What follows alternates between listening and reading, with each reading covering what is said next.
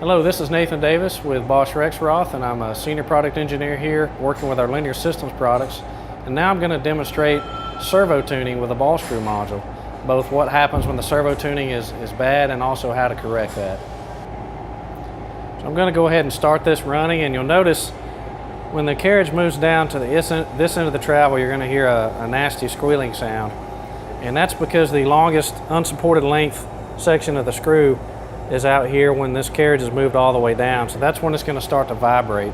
And the tuning is poor on this particular system, so we're going to try to demonstrate what that sounds like.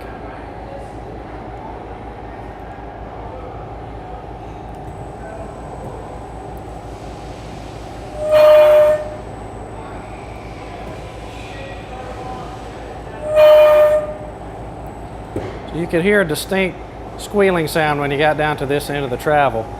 Now, one of the things you might think is this could be a mechanical problem. Maybe there's something wrong with the ball screw at this particular point in the travel. But what we find is most often when you hear that type of sound, it's a servo tuning issue.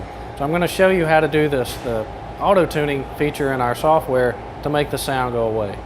Now we're going to use the tuning feature of the Introduo software to set the optimum parameters for this particular system to make that sound go away.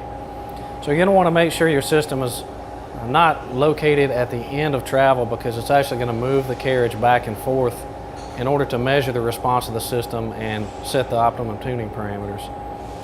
So in the software, I'm going to go to the automatic setting of axis control. And it's going to open up a wizard. And I'm going to do this tuning with motion. As I mentioned, it's going to move the carriage back and forth to measure the frequency response and the feedback. So click on Next. Now I'm going to change this drive type to a direct drive because my motor is directly coupled to the ball screw. If I had a timing belt side drive, then I could select with gear a gear wheel, or if I had a tooth belt side drive, I would select that. But in this case, I have a direct drive. So I'm going to select direct drive. I'm going to leave the damping factor at the default value. Okay, now I'm going to use oscillating motion to set the parameters. It means it's going to move the carriage back and forth a few times. And then I click Next, and it's going to do the tuning.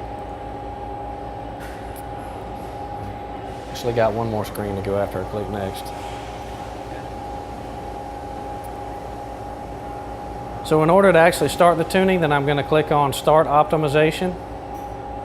So now I'm going to start the auto tuning routine.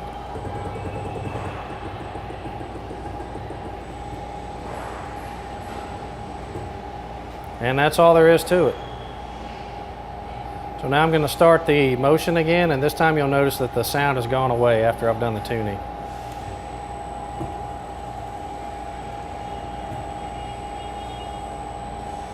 Smooth as silk, no sounds, no squealing, nothing that shouldn't be there.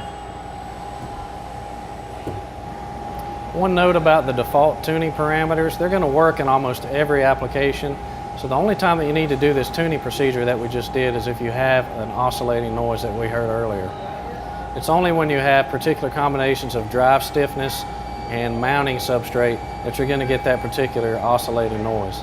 If you need additional information, please contact us here at Bosch Rexroth. We'll be happy to walk you through this process. Thank you very much.